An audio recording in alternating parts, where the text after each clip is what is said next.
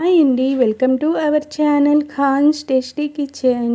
బెండకాయ కర్రీలోకి ఎప్పుడైనా పెరుగుని వేసి కర్రీ చేశారా? చేయకపోతే ఒకసారి ఇలా చేయండి. ఈ కర్రీ మాత్రం చాలా బాగుంటుంది.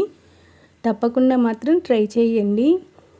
ముందుగా స్టవ్ పై ప్యాన్ పెట్టుకొని ఆయిల్ని వేసి ఆయిల్ హీట్ అయిన తర్వాత ఉల్లిపాయ ముక్కల్ని వేసుకోవాలి. ఈ కర్రీకి కొంచెం ఉల్లిపాయలు తక్కువగానే పడతాయి.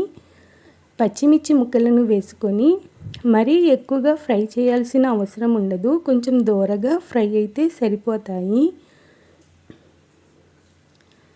ఇలా కొంచెం దోరగా ఫ్రై అయిన తర్వాత మనం ముందుగానే కోసి పెట్టుకున్న బెండకాయ ముక్కల్ని వేసుకొని ఒకసారి కలుపుకొని ఫ్లేమ్ని మీడియంలోనే ఉంచుకొని 5 నిమిషాల వరకు మూతని పెట్టుకొని మగ్గించుకోవాలి.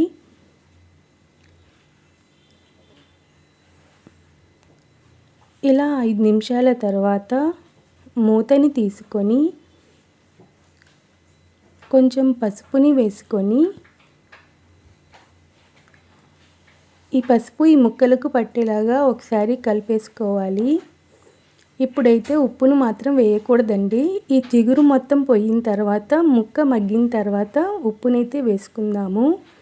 ఇంకో 3 నిమిషాల వరకు మూతని పెట్టుకొని మగ్గించుకోవాలి. ఇలా 3 నిమిషాల తర్వాత మూతని తీసుకొని ఒకసారి కలుపుకోవాలి. చూసారా, జిగురు మొత్తం పోయి ముక్క కూడా చాలా మెత్తగా ఉడికింది. ఇప్పుడు ఉప్పుని వేసుకొని కారాన్ని వేసి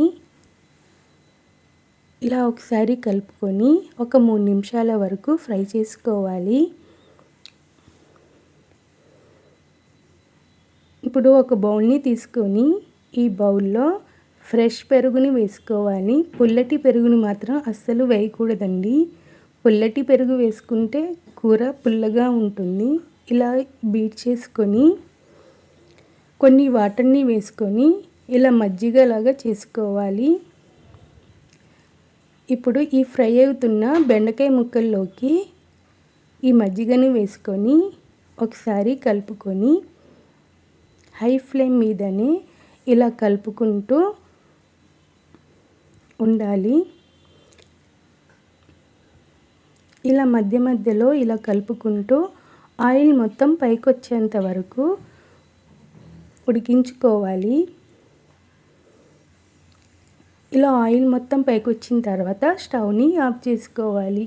ఇంతే అండి, సింపుల్గా టేస్టీగా బెండకాయ కర్రీ రెడీ.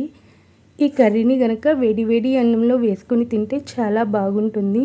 తప్పకుండా ఈ కర్రీని మాత్రం ఒకసారి ట్రై చేయండి. ఈ వీడియో కనుక మీకు నచ్చితే like and share and subscribe. Thanks for watching.